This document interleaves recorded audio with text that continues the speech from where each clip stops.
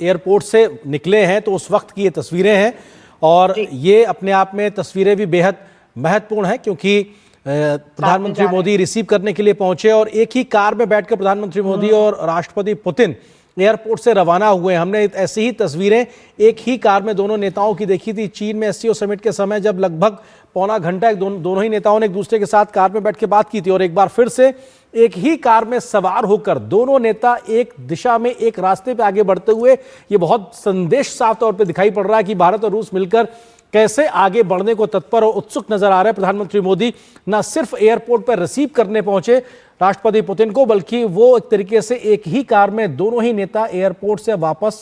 निकले हैं प्रधानमंत्री के दिल्ली स्थित आवास के लिए और इस गाड़ी पर दोनों ही देशों के राष्ट्रध्वज इस वक्त मौजूद,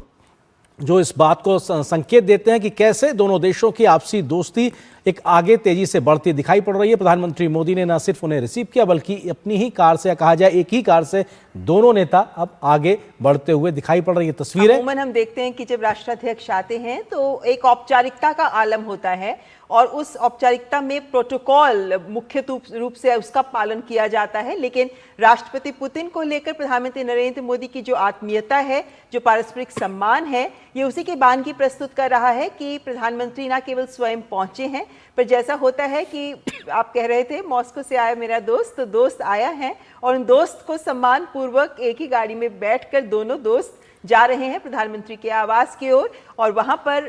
अनौपचारिक भोज का भी प्रधानमंत्री के साथ आयोजन किया गया है। तो ये जो